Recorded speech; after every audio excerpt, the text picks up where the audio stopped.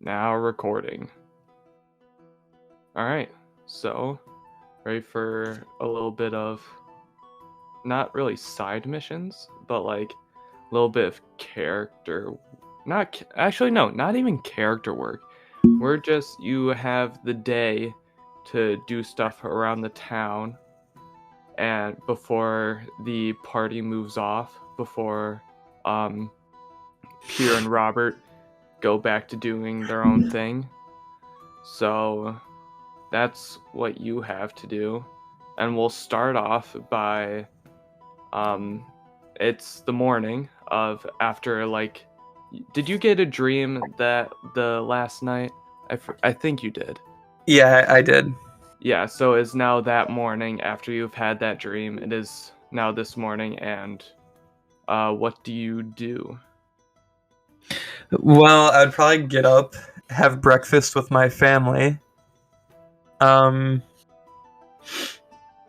then I'd ask my wife if any chores needed to be done around the house.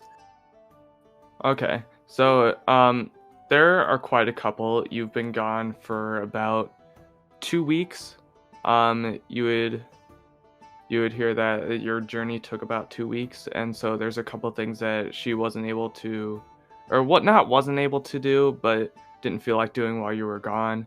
And there's just a couple of those things, like chopping wood for future fires that you guys would have, and just like some more tidying up around the house, as well as the porch. There's a part of the porch that got broken while you were gone, so that needs fixed. And just a couple other small things, but yeah. So you would spend the morning and part of noon doing these chores. You got a good amount of firewood to last for a good like 2 months. You fixed like a couple broken floorboards in your porch, and you did some more tidying up around the house. And it is now around about 3 o'clock by the time you get all the stuff done. It's been a long morning. And so now are you going anywhere, or are you just gonna stick around and enjoy family time? I'm gonna go say hi to some of my friends around the town. Probably the barkeep, any shops that I frequent, so probably like the local farming store or the blacksmith, stuff like that. Okay, we are gonna head to the tavern, because that's where you frequently main, and Uranus is Uranus you haven't seen Uranus in a while, so we are gonna head over there. And since it's around 3 o'clock, it's still not that busy, but there's still some people in there getting ready for an early dinner sort of thing, because they do sell a little bit of food. But also we see some of the typical groups hanging out about there. And still not so busy, and right when you walk through the door, Uranus turns around while he's like cleaning up behind the bar. He turns around, sees you. He's like, "Slim, how's it going, my old friend?" I look at him and I say, "I've been on quite the adventure, and now I'm just looking for something to help me unwind." "Well, sit down. I'll get your special right out for you." He goes and gets you your normal drink that you always get. Every single time you get here, you go up, you take a seat at your normal spot at the bar, and he sets your drink in front of you. He's like, "Tell me all about it. I really want to know. I haven't had a good story in weeks." Hello, listeners. Note from the editor. Nathan is a loudmouth and just kept talking. He just kept talking. So much talking. We appreciate your listening, and we go back to your podcast. Thank you. All while you told him this, he was keeping like straight eye contact. And even whenever like a customer would come up and like order a drink.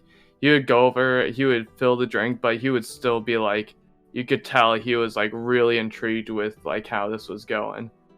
And at the end of it, he just like sits back in his chair, is like, oh man, that was some adventure. You know, I kind of miss it. I wouldn't mind going on another adventure if the opportunity presented itself, especially with the group that I went on the last adventure with. I feel like we've gotten pretty close enough to like be able to work with each other well. Speaking of which, I just remembered, one of your buddies came in earlier. What's his name? Plato, Picasso. Oh, I know it starts with a P. Are you talking about Pierre? That's it, Pierre. He came in earlier today, like very early. I was just opening up, and he asked me if there was any news about the land. I told him there was nothing, only except there was like this huge crater that formed up in the north by Lumina Village, and that's the only news I've gotten so far. So they might be heading over there soon. Him and his other buddy. Maybe I'll talk to them. I might join them. This could be an exciting adventure, especially if do we know what caused the crater? Nope. The only witnesses said that they just saw a big beam shine down, and there was no one there, no shreds of anything, no corpse, no nothing, just a crater. I'll keep that in mind. I want to go check that out. That's the most interesting thing I got. Not as interesting as yours though. Well, you know why I moved to this town. I like how peaceful it is here. Oh yeah, nothing happens here in good old Quinn. Yep, and that's just how I like it. You guys continue talking as you finish up your drink. Do you tab out at one, or do you get another one? I'll get another one just to make have some more conversation, and then after that I'll pay my tab and leave. Okay, so by the time you get out here, it's around 6ish. You and Ernest had a nice good old catch up, and you head on out. Do you head back home for supper? Yeah, I'm gonna head back, have dinner with my family, you know. Okay, so you and your family have a nice meal, and then your wife cooks up one of your favorites since you haven't been home in a while. And I'm actually kind of curious, what would your favorite dinner be that she cooks up? Well, maybe I'm thinking a nice hearty steak with some greens and potatoes would be really good. Oh yeah. A nice big dinner that'll really stick to your ribs, you know, because we're a farming family. We got a lot of work to do. Oh yeah. She cooks up 4 huge steaks, and all of them are gone by the end of the night. Nothing is left, because your family just loves food, and you guys have a nice relaxing dinner as you talk to your kids about what happened, and eventually it gets a little bit dark out. And that's when you hear a knock on the door. And it's a nice soft knock as you and your family are just sitting around. Do you go answer it?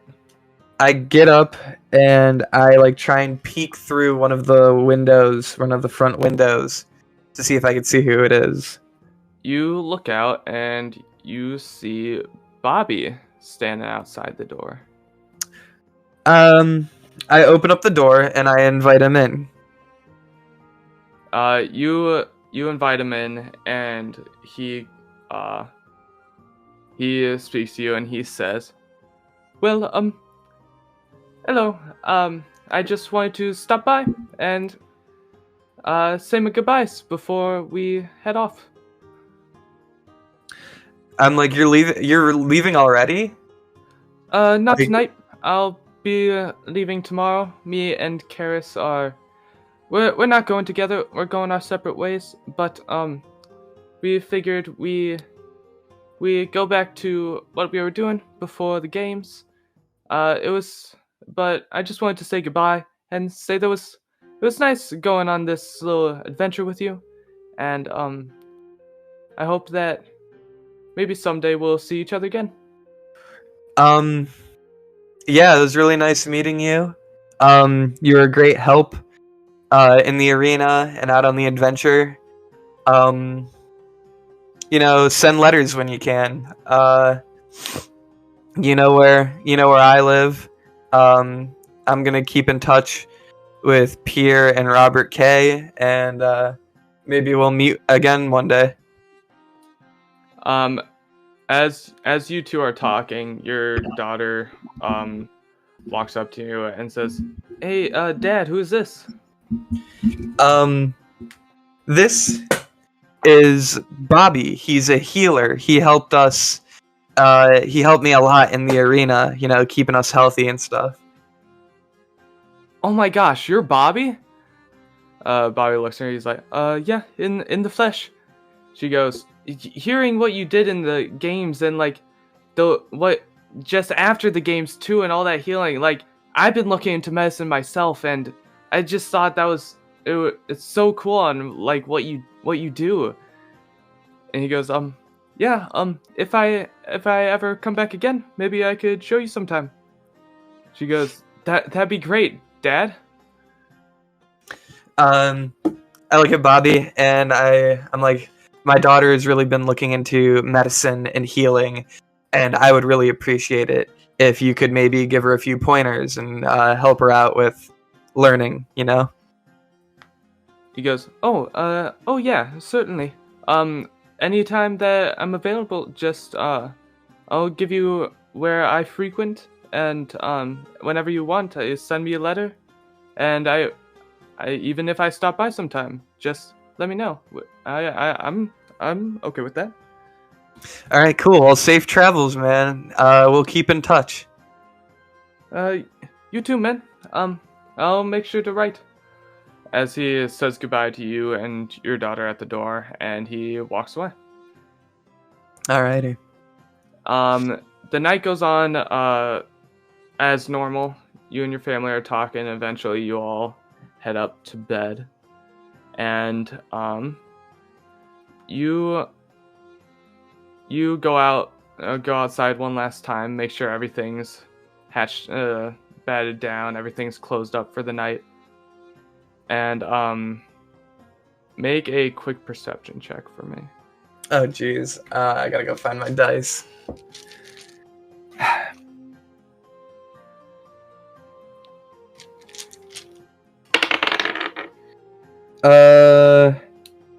10. I'm not really looking for much. Yeah, you just do a quick scope around the outside of your house. You don't really see anything, and you head back inside and go to get ready for bed. Alright. As you are headed up to bed, you almost like feel something trying to enter your mind. Do you let it, or do you want to try like resist it? It's not like hurting in any way. It's just like something's trying to like almost like enter something in your mind, not take control of it. Can I feel if it is like good or bad, or like do I get kind of like what does my gut tell me? It's not good, but it's also not bad. It's sort of this neutral thing. I go into like the living area and I take a seat and I let it tell me whatever it's trying to tell me. Okay. You hear a voice in your head that tells you to head to the big oak tree outside of town, and it says it's quite urgent and to not tell your family where you're going. All right. I strap on my armor, I grab my weapons, and I head out. Okay. You head out. It takes about half an hour to get to the tree. You know exactly where it is. It's just east of the town. And whenever you get there, you don't see anyone for about 10 minutes as you're standing there. So you go to walk on back to your house, and then you hear something sort of shuffle. You turn back around, and Pastel is sitting there, the guy who hired you to get the ring. And I look at what? no, go ahead. I look at him, and I say, "Do you need something? I thought we fulfilled our deal." He looked at you sort of nervously, and he says, I hoped we wouldn't have to talk again, but something bad has happened. Well, I'll go a bit back. I don't get mad, but I didn't actually destroy the ring. I get mad. As I assumed you would. He looks at you. He sort of backs up. He's like, I wanted it to look like I did, so you guys wouldn't look into it further. And At this point, I am grabbing the hilt of both of my swords, getting ready to draw them. No, I wouldn't do that if I were you. I'm not here to harm you in any way. You lied to me. You said you destroyed the ring, and you talked about how evil it was, and you didn't destroy it. I know how it looks, but yeah, it looks bad. I swear to you, I wanted to use it for good. I wasn't going to go beyond what the paladin did. I was just going to do small things to help out my town and the town that I'm from. And what's so bad about this town that you needed a magic ring to do it? A magic ring that corrupts the mind of the wearer, mind you. It's not that the town's bad. It's that it was struggling. It wasn't gonna make it through the winter, and I wanted to make sure it was looked after. I have people there that are really good friends. I had family there. And you didn't think that going to the next town over, or to the nearest kingdom to ask for help, was a good idea? No one would help us. This world's a lot more selfish than you think. And even you, with all of your magic powers, claiming you can destroy this ring, even you couldn't magically grow some crops? No magically one can heal some people? No one can just destroy the ring. I just said that hoping you guys were naive enough to believe me, and you did. And let me guess, you lost it. That's where I'm getting at. I was walking through Lumina Village. I was walking through there, just doing my normal business as always, just making some stops and talking to people. And I was going through a crowd, and then I emerged from it, and the ring wasn't... I didn't have the ring anymore. I don't know where it is, but I know after what's been said, you're not gonna believe me, but you have to trust me now. I need you to trust me. I need your guys' help to find it again. Have you told the others yet? No, you're the only person I've told. But after you guys get it, I need to use it to heal my village. Then we'll find a way to get rid of it. I promise. I'll even go with you. Guys. The ring has to be found, or else things are gonna go very poorly. I'll cut you a deal. When or if we find the ring, I will keep it until we get to your village. You will then use it to save your village, and then you will give it back to me, and I will hide it. You will never see the ring again after you help your village. And hopefully, if everything goes to plan, knowledge of the whereabouts of the ring will die with me. He sort of ponders that question for a second, and it actually takes longer than a second. A couple minutes of silence goes by as you see him thinking of what could happen, and eventually he says, "Fine, I just really need help on getting that ring."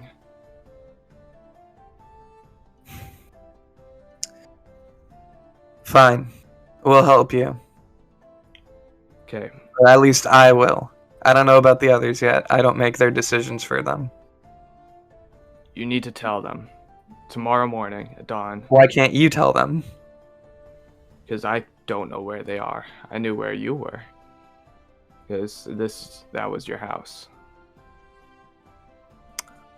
Fine. I don't trust you. And I don't want you coming anywhere near my family ever again. Your family is of no concern to me. Yeah, but you seem to track trouble wherever you go. And I don't like trouble near my family. That's good, because I guess we'll never have to see each other again after this. Never again would be too soon. And that's where we're going to end the episode. Nuts in your mouth. Now recording. Now recording. I love how every time that pops up, we just say now recording right after it. It's our thing, man. Anyways, in this little section is just me and Jace. Crazy. We don't have Nathan or Isaac. No ball talk.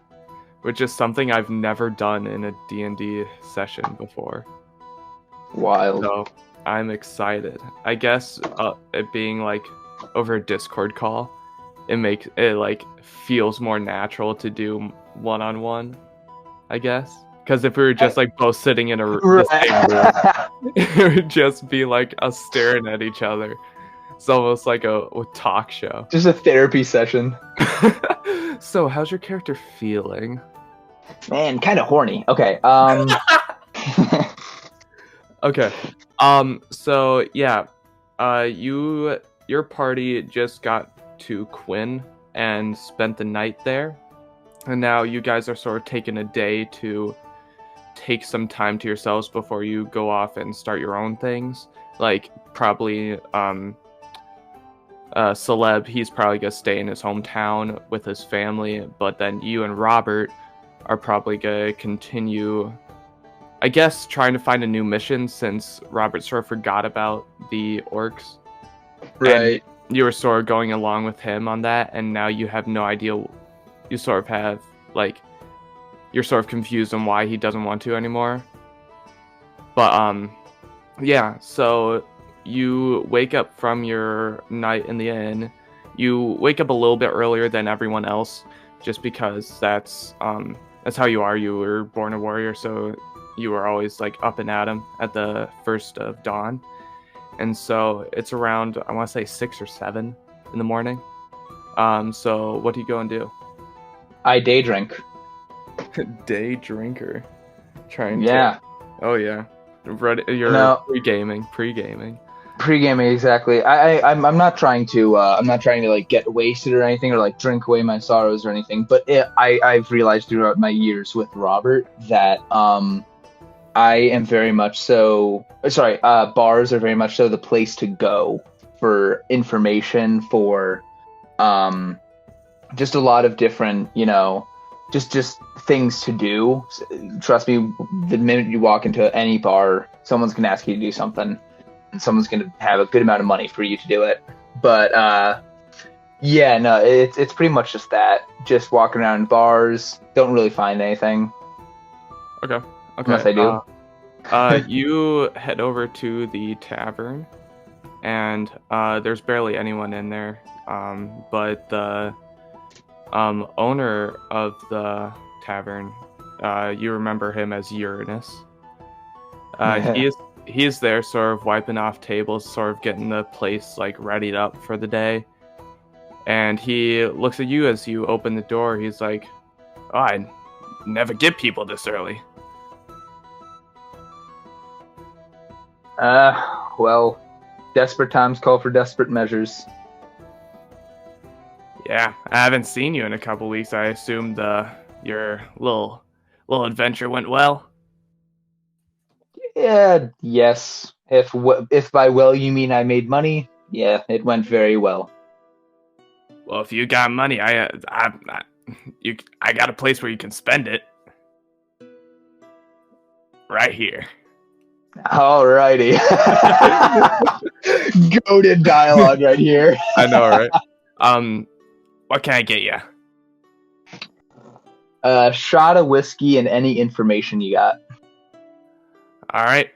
He goes back behind the bar and is sort of doing some flashy movements with this whiskey bottle. Since no one else is in here, he finally has a chance to like show off his bartending skills. He looks pretty proud of himself as he finally pours out a shot for you.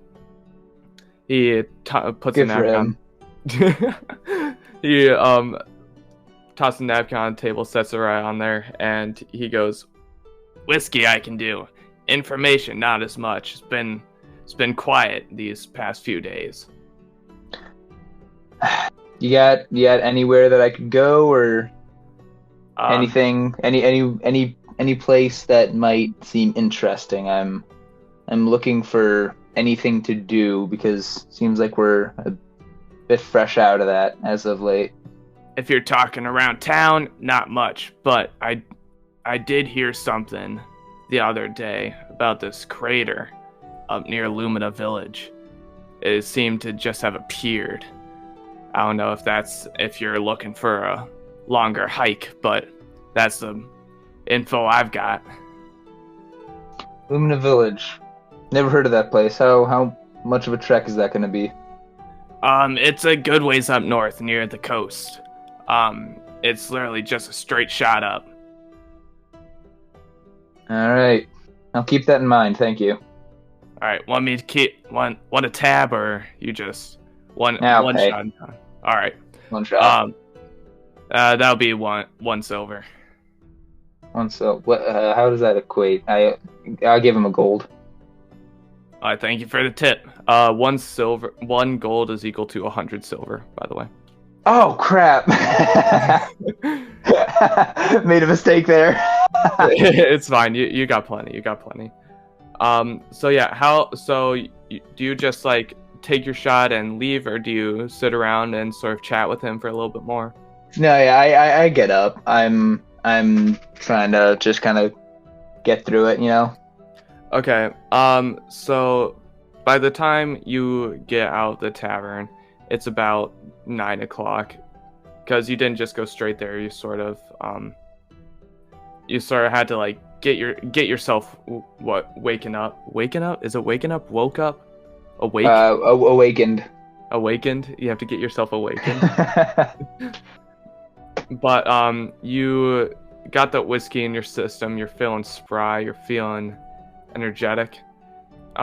You go outside the tavern. It starts to pick it up a little bit. Where do you go from here? Do you just want to like walk around? Do you want to? Yeah, I want to walk around and see where the hustle and bustle of the town is. Okay, so you would see that majority of people are over by sort of like the market area, sort of like the fruit stands and the barber shops, the meat parlors, that sort of area. And so you head over there? Yeah. Okay. You head over there and you hear someone say, "Thief! Thief!" As you see someone Not again. sprinting through sprinting through the crowd, just trying to get Nice. lost. Do I see where I'm at? Where he's at? Yeah, he's actually headed right towards you, coincidentally. All right. I wanna. There's two possibilities here. Number one, he's just running in a random direction, or he's actually targeting me. I want to Misty Step a couple feet behind him, and possibly throw him off with that, and then just like kind of buckle his knees by just kicking them in. So okay. So he wasn't looking directly at you, but he can tell that whenever you Misty Step, you just sort of disappeared, and that sort of spooks him. So he sort of like has his head on a swivel as he turns around and sees you, and you just like, do you hit it with your like? Oh no! Like, I Misty Step while he's running in the opposite direction of me.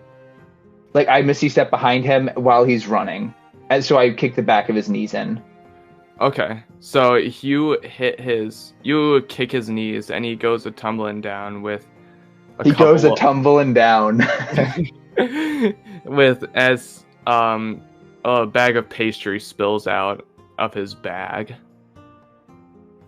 and he doesn't even bother about the pastries. He's sort of just like he rips the bag off and sprints Okay. down without like a single look back. And then you see a dwarf running out that looks like the baker. He's like, he's been doing that every single week. Interesting. Not sure how else I can help with it, but you've done what you can. Thank you. Is there anything I can get you? Anything? I'll take a croissant. Croissant. I want a croissant. Actually, wait, no. I realize now I could probably follow this thief back where he's going. He's long gone by now. He's long gone. Okay. Yeah. Okay. I was gonna just like stealthily follow him, but if he's long gone, yeah, no, I'll take a croissant.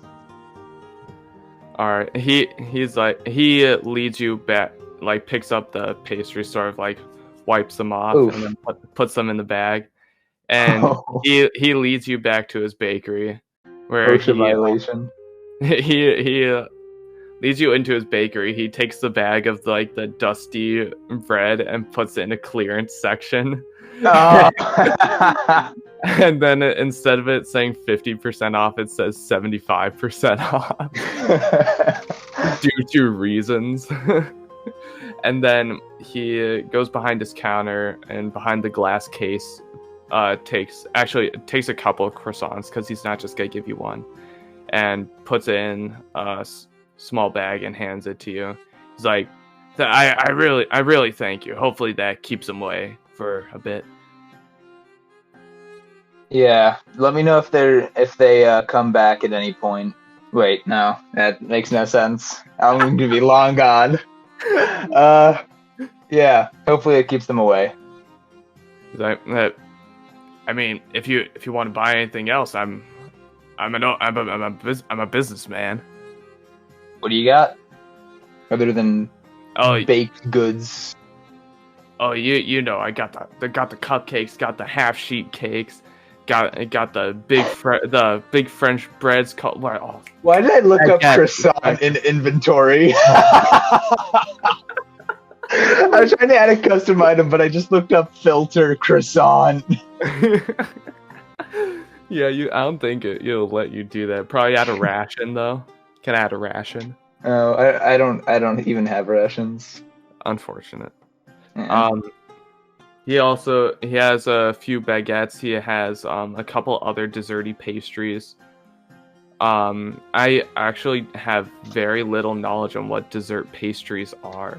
Like, can I do a history check to? I don't know if you need Isaac, the speaker of Robert, to be here, but can I do an history check to see what his favorite baked good is? You would. Let me actually look up baked goods, because I am clueless on like exotic baked goods. Mid. I know. Oh, you would realize his favorite baked good is actually a cheese Danish. Cheese Danish, a man of culture. I know. I didn't actually see that on the list. I just thought of it. Oh. But I know it's a desserty thing. Okay, do you, good sir, by chance have a cheese Danish? Why, I just took some right out of the oven. As Alrighty. he goes into the back and takes out a basket of like steamy, fresh baked Danishes. Ooh. And you see a couple of cheese ones, a couple cherry ones, and a couple chocolate Danishes. And give me a couple of cheese and a couple of chocolate. he says, "Alrighty, that'll be two silver." Alrighty. I want to hand him the silver in a very sexy manner. You gotta give him a gold piece. Yeah, sure. He looks at you. He's like, "Oh, your generosity just keeps growing." You're hot. He looks back. He's like, "I have a wife." Yeah. I just kind of want to walk out of the bakery because it doesn't seem like there's much else. Okay. You walk out of the bakery. This bakery mid for real. You walk out of this bakery and you start heading back to the inn and the room you're staying at, hoping that Robert was still there. And on your way back, you run into Karis. Karis, hello. Yeah, and Woman. She was actually she looks a little bit lost, and whenever she saw you, she sort of like waved you down, and she's like, "Oh, hey, Pia. I was sort of hoping to run into you." Hi. Come on, man. It's a woman. What do you expect? It is me. It's literally me. Hello, Karis. There we go. She's Owned like, it. What's up, homie? I was sort of hoping to run into you before you left, and I didn't know if we were gonna cross paths again. So I just wanted to, she's sort of like she's very anxious. You can tell, like sort of like trying to like crack her knuckles, sort of like bounce on the balls of her feet, sort of like rocking back and forth. Deception check. I like men. No. No. Okay. Yeah. What do you want to talk about? There you go. Fire dialogue. I just wanted. I wanted to know if you wanted to go on a walk and sort of talk a bit, and just like before we leave and before we go our separate ways, just sort of like wrap up the friendship, We've been through a life and death situation. I think we can do at least that. I think so. I know a spot over by the I don't like this, Trevor. Why? This is weird. I don't like talking to women, even in D&D. she goes, I know a spot over by the forest line. It has a small path and a crook we could walk by. Sounds good. Okay. She starts walking away and sort of like glances back to hoping you would follow her. And she leads you to a little bit outside the town, but it's still in view. Right. As you come up to this path and like these not as like dense forest, but it you know what the metro parks look like, right? Yeah, sort of like that. And you can see other people walking up and down. You see kids like skipping stones in the creek. And she turns to you and is like, "Well, this is it." reminds me of the woods I grew up in. My parents had a cabin on top of a small hill. I start walking in on the path, and she goes, "Oh, where'd you grow up?" Um, different area completely. Honestly, it was a small island southeast of here. Oh, It- so what brought you here? A good friend of mine. You know him. Robert K. We met at an island, a smaller island that was more the roughhousey like bar type of area west of here. But yeah, She sort of giggled whenever you said I'm a good friend of mine, and then said Robert. yeah. That was you, Trevor. You can just giggle like a woman. Why do you have to say she giggle like a woman? Just give me a quick giggle. I'm not giving you a giggle. I Give will me a giggle giggle. whenever it's giggling time. Man's too scared to give a quick giggle. I also didn't want to interrupt. If I did that, I feel like I would interrupt your flow and sort of make you more nervous. See, Stop. it's not that hard. So yeah, you tell her that, and then she goes on about her backstory, and it's like, I don't know why I'm describing it. I should just like role play it, you know? It's like, why not? Okay. Well, I grew up in, I actually grew up in like on this island. Wasn't in any of the big towns. It was just like this small little community we had. It was only like 8 houses with a small each person had their own market, so we sort of helped each other like get up there. And then as you know, my dad always took me out with target practice with bows, and I got really close with him. But then one day my parents one day my parents were just gone, and I was like 14 at the time, and it's that I haven't seen him since, and it's just it was a rough couple of years, but I managed to pick myself up, you know, and started using my bow skills to make some money and to make ends meet. But that's enough sob stories for now. I guess I want to know more about you, like right now. Like, I don't know. I guess I don't like talking about myself. I'm saying that like in game. I mean, I get it. It's sort of awkward, just like whenever you don't really know each other that well. But I'm glad we could talk a little bit. And as she says that, you start to round near the exit of the forest. She says, "Oh, I hope our paths cross. I hope our paths cross again sometime. It was nice talking to you. This was really nice." Hopefully very, very dissimilar from the same circumstances that we met in.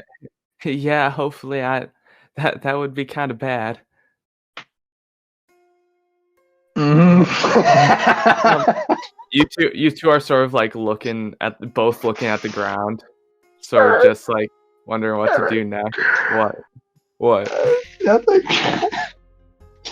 Yeah, but you two sort of don't know how to like end the conversation. So Karis just goes like, bye now, as she turns and sort of does a light jog away. I like jog. I appreciate that. I want to head back to the inn. Okay. I want to go in the inn. You head back to the inn. It's around lunchtime noon, and you don't see Robert there. He's off doing his own thing, and you put the danishes on where he typically sleeps, hoping that whenever he gets back to grab his stuff, he'll notice that. And we're gonna fast forward in time. You sort of go back around the town trying to get more info on anything you guys could do once you leave. And eventually it gets back to nighttime, and it's getting pretty dark, and you decide to head in early because you got some info but not anything big, and you got up pretty early, and it's been a long day, so you just want to get to sleep before everyone gets back into the inn. And so you go back, you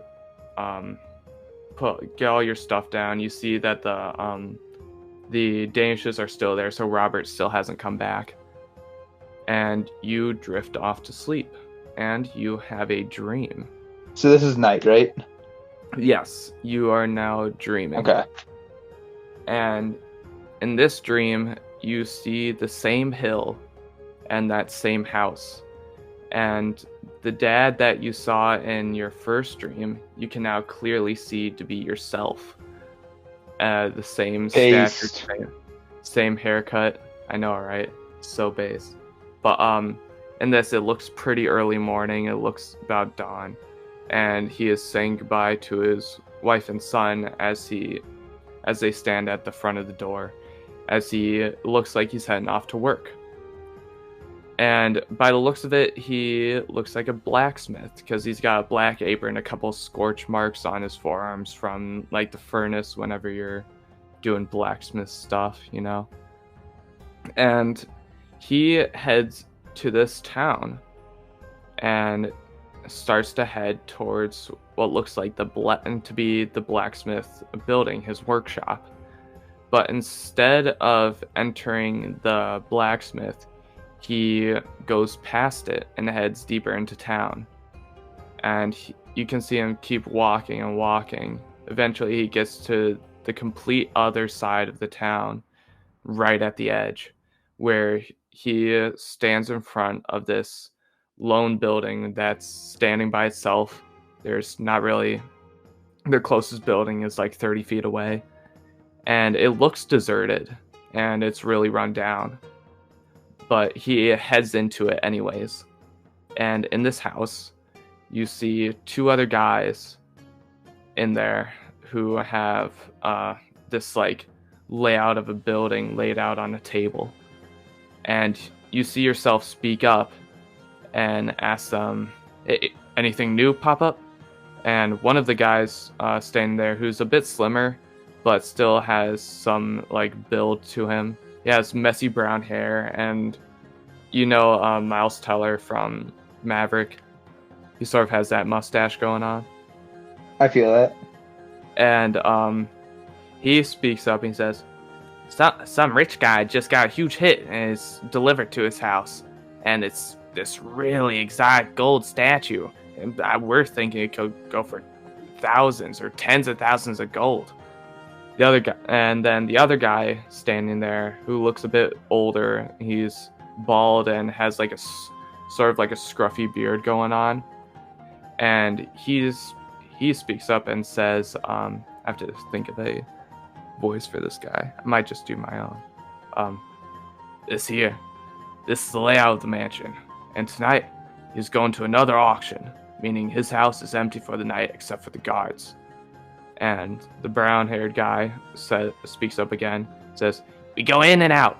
We know which room it is, and we'll give you the plan on the way. But we gotta get going if we're gonna make it there by dark. And you see yourself going to look at the plans as the scene sort of fades out, and then fades back into appears to be nighttime.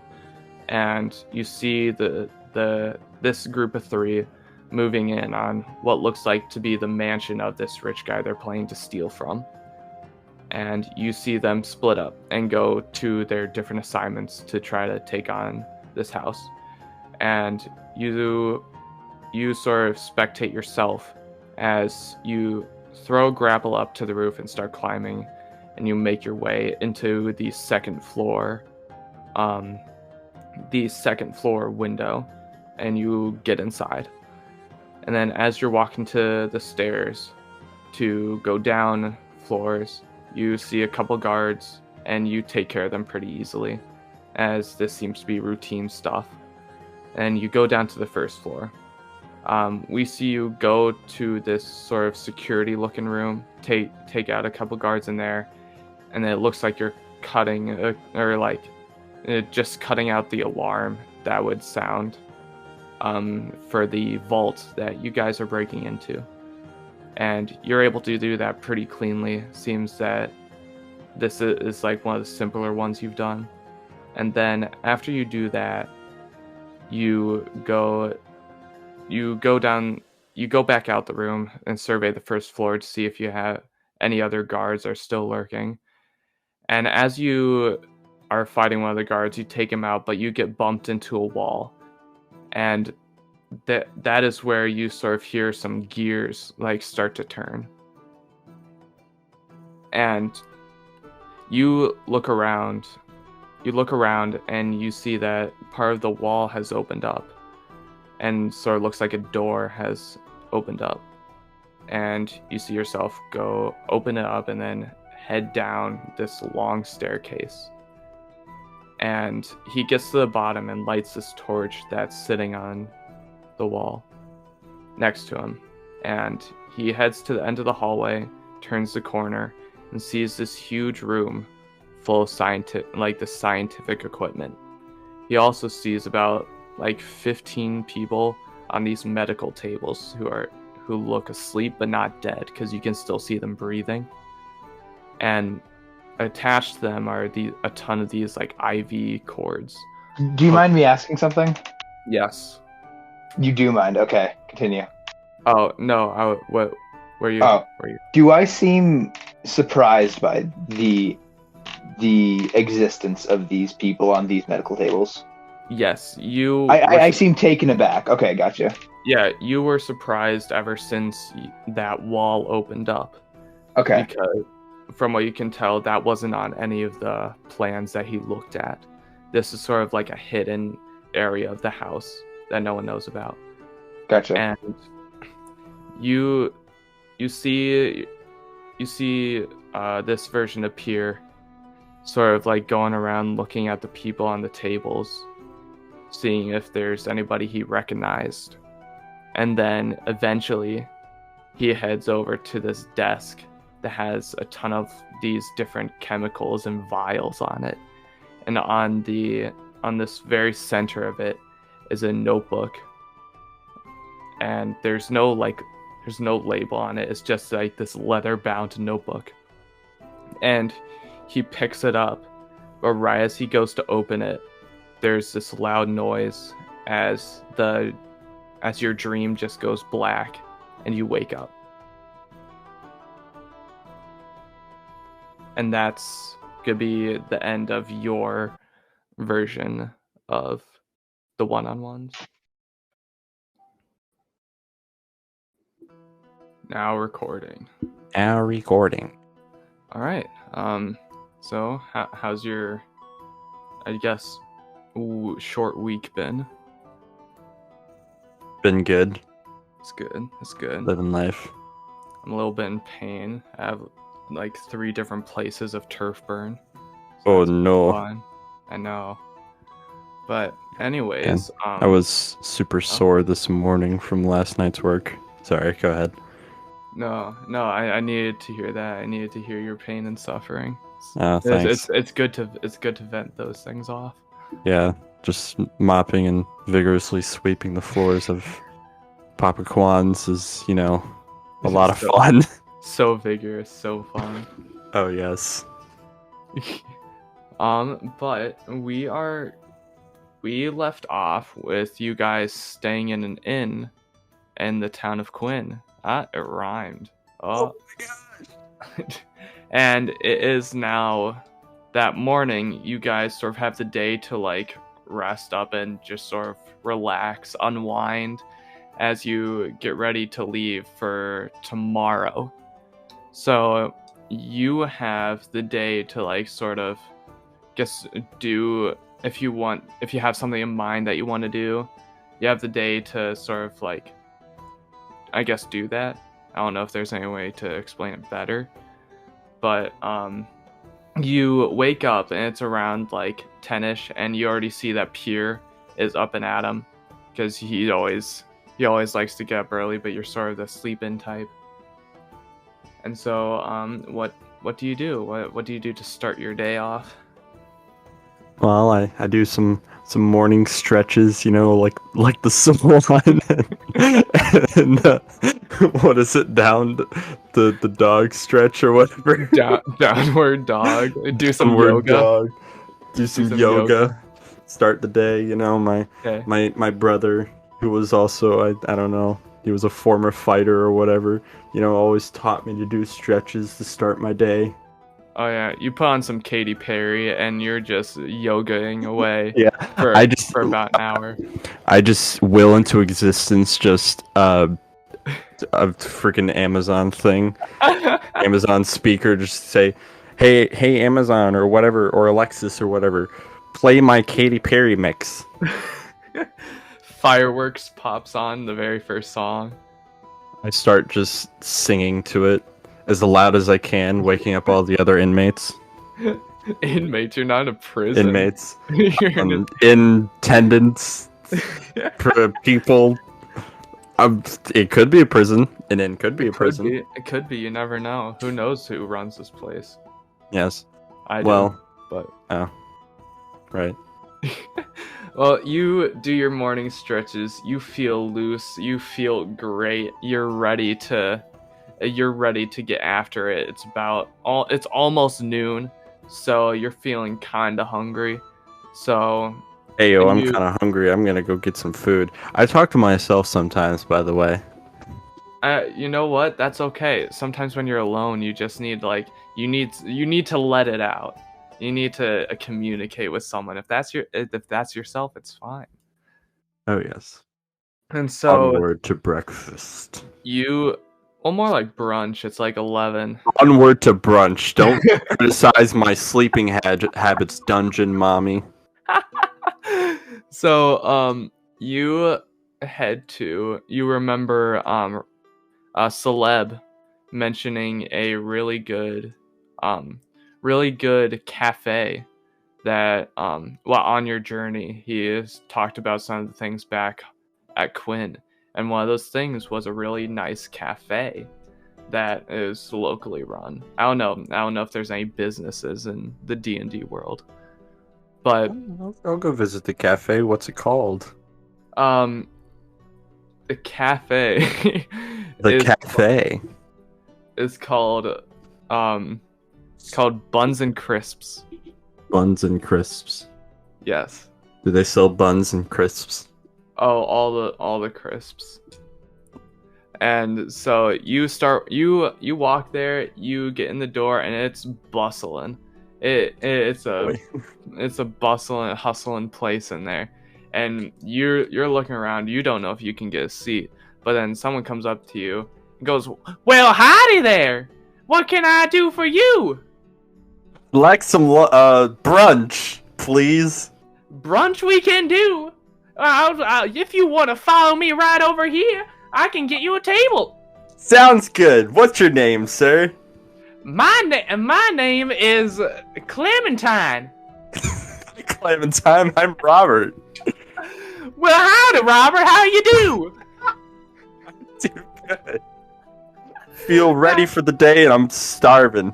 That's great. Well, if you need anything, just call old Clementine right on over. What are your specials, Clementine? Well, our specials are anything special for you. Anything special for me? You got eggs, Clementine? You got toast? We got eggs. We got toast. We got bacon. We got them bacon. sausage. We got pancakes. We got French toast. We got Greek toast. We got them English toast, which is just bread that you put in a toaster. I think Clementine's my new favorite character. And if you're not looking for breakfast, well, we can do lunch. That's why we're a brunch place, if you know what I'm saying. We got sandwiches. We got cold sandwiches. We got hot sandwiches. We got soups. We got stews. We got soup stews, which I don't even know what they are. I'll think I'll have your eggs and toast and bacon, Clementine. Do you have coffee or perhaps some OJ? Oh, what would you prefer, coffee or OJ? I'll take some OJ. OJ it is. I need my vitamin D or C or whatever the heck the freaking orange juice gives me. I'm pretty sure it's vitamin C, but who do I know? I'm just Clementine. I like you, Clementine. I like you too, Robert K.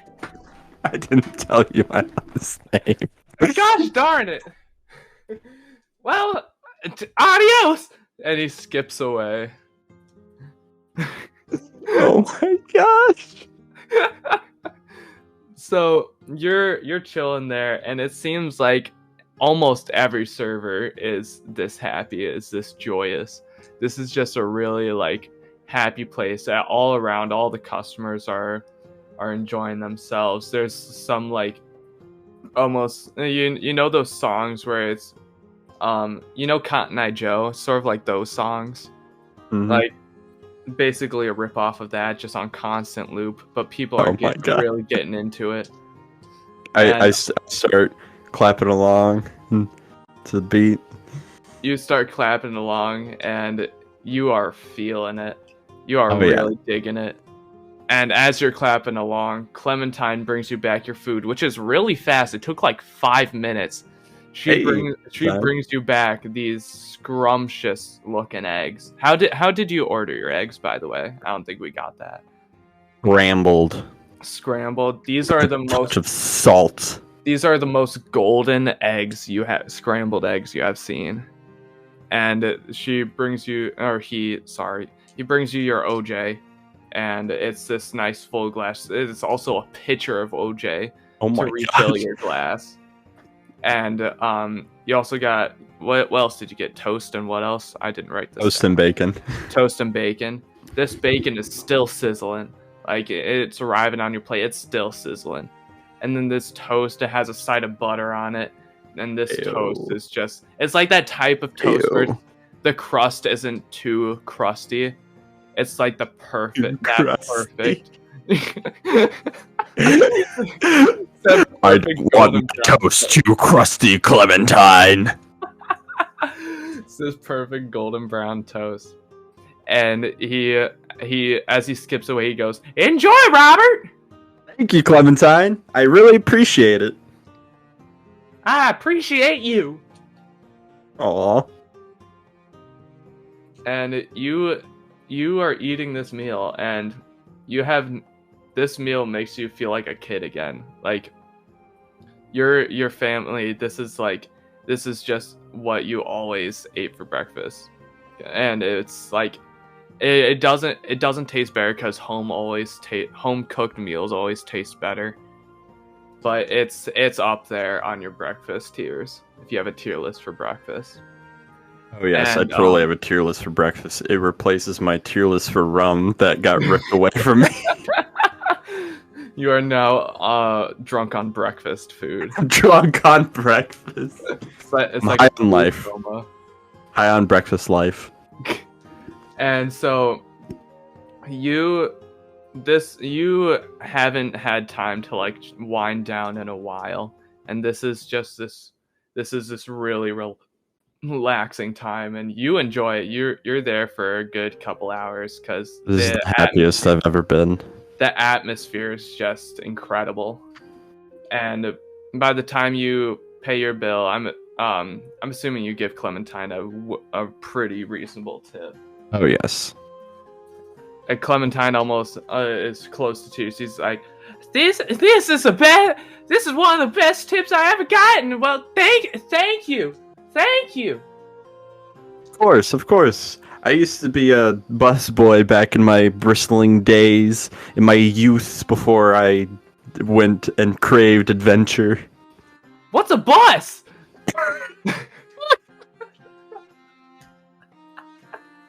don't know, Clementine. It was just the first thing that popped into my head. I like it. I like this guy. Ayo. And you walk out with the biggest smile on your face, and it's about 1 or 2 o'clock. And so, for the rest of the day, we'll just go over some like general details, not too like descriptive. But what would you do for the rest of the time up until you want to call it? I guess I'd go around on a walk around town, just enjoy the atmosphere, enjoy the air. Maybe I walk past the bar, I take a look at it, and have just this wistful feeling that I can't explain. You walk by the bar, and it's like something's telling me this is familiar. I mean, maybe I walk in the bar just briefly and just go, yeah, not for me, and I just walk out without a second thought. And as you're walking around, you sort of taking this town, enjoying its peaceful, happy life. And that's when you come across this bulletin board, sort of like with events going on throughout the day. And you see that around dusk, there is this like outdoor like jamboree going on. You know what jamboree is, right? Not really. So neither do I, but it's almost like a dance. Neither do I. It's like this really upbeat dance, like almost like a high school dance, but with rodeo music. And you see that, and you're like, if it's anything like that Clementine guy, I'm in. And so you get some dinner, and you're sort of waiting to see what this is like. And by the time I worded that really poorly.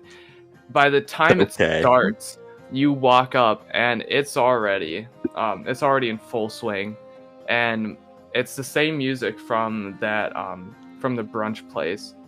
And now there's like this central dance floor with just all these dwarves around it, just like partying their hearts out.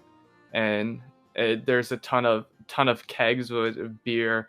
There's a ton of like almost appetizer snacks going around.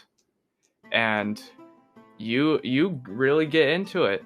You find some dwarves having a party, and you start dancing with them. You grab a water, because I don't know, because like the beer doesn't really sound enlightening as much. And I'm curious, what appetizers would you grab if you were at a party like this? What appetizers are there is the question. You know what? I wasn't going to that specific, so let's just say whatever you think of, it appears. It's there. Trevor, I'm horrible at thinking of food. All right, I got you. You know there's mozzarella sticks, onion rings, sliders. There's those like mini tacos with like the pita bread. There's tortilla chips and salsa, and I think that there's a bloomin' onions. There's there's fried pickles. Those are pretty good. I take a little bit of everything except the onion related stuff. You grab this plate, and it is like stockpiled full of food, and it's like this pyramid. And as you're dancing, you're just chowing down. And by the time that it gets to close to wrapping up the party, you say goodbye to the dwarven friends you made at the dance and start heading back to the inn. And before you get back to the inn, you hear a familiar voice call out to you.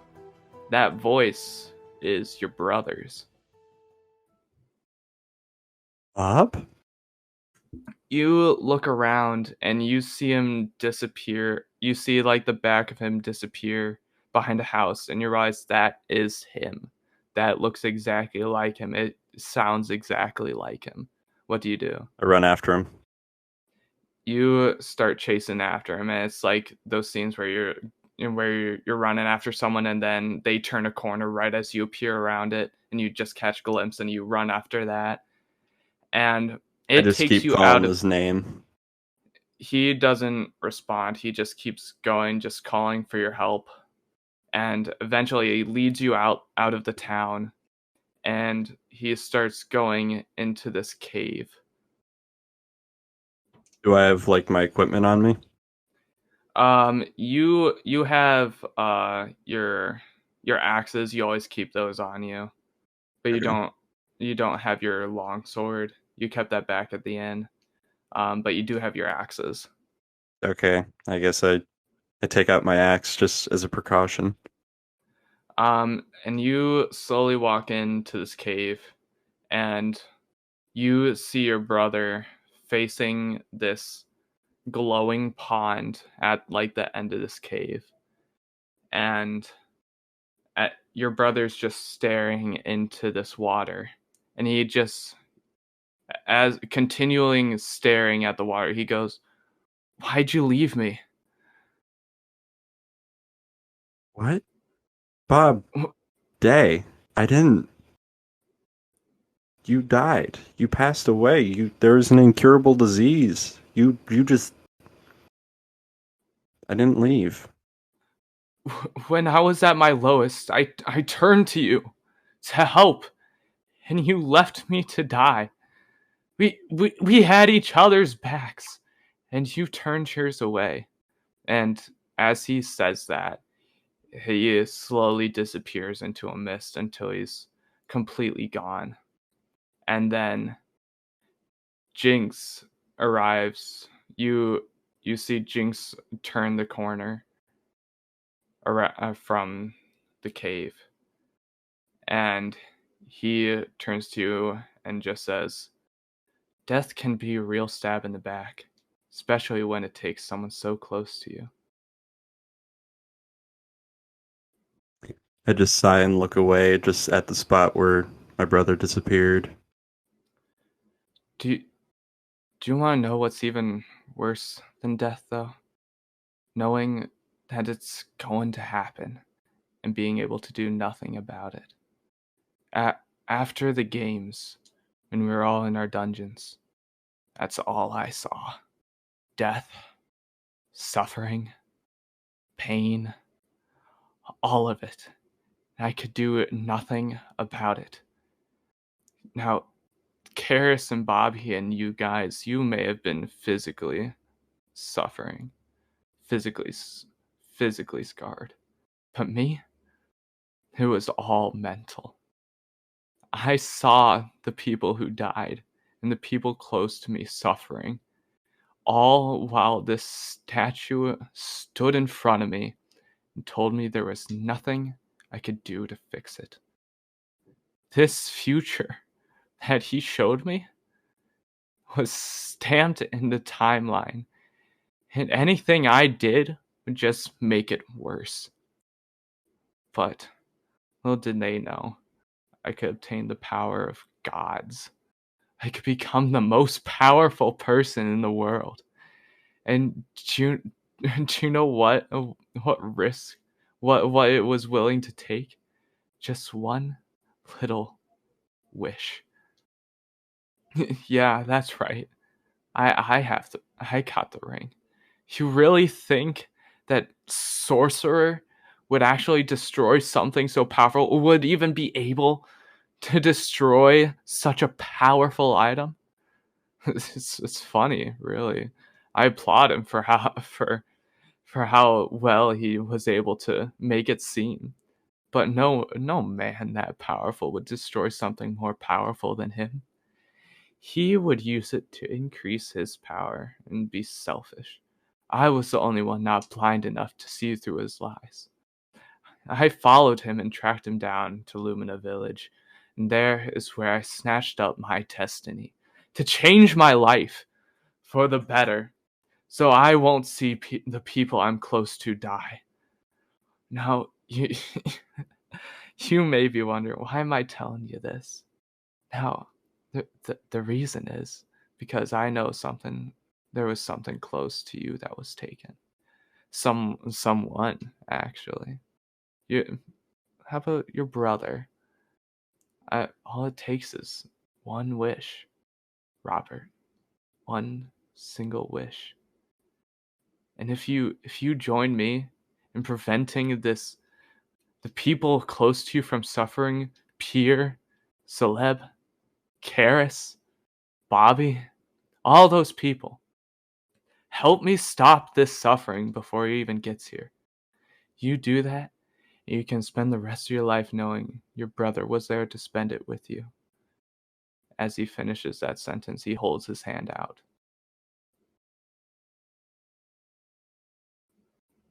Bruh. Jinx, that's a lot to take in, dude. You have the ring? Come on, Robert. I know you want your brother back. Well, yeah, of course I want my brother back, but you can't reverse death. No one should have that much power. We didn't even want the ring. We only did the dang thing, the stupid job for the stupid money. Not even hearing that you can bring your brother back. You would do nothing to get him back. He died a peaceful death. He made me promise whatever I just saw. However guilty that would make me feel. He made me promise to protect people. With his dying breath as he lay on that bed. He was a fighter, and he was a fighter for the people, dang it, and I am too. So I'm not going to use that to bring him back when something terrible could happen with that ring. You think he died from disease, Robert? I saw him. No, he didn't die from no disease. That's what they told you? They told you he died from disease. Who told me? The statue, of course. The one we all saw after the games.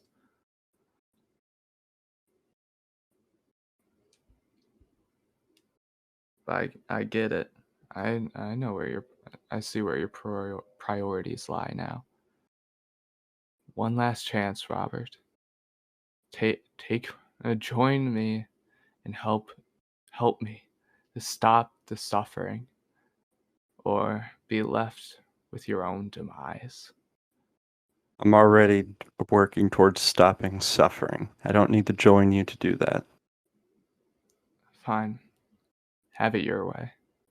As he says that, he just disappears. And then all you see in front of you is this vision of you and your brother. And your brother's in the corner of this burning building as shrapnel and wooden beams are falling around him. And you see yourself standing outside looking at him as your brother cries out for help. And you just see yourself run away as your brother screams in horror as the building falls and kills him.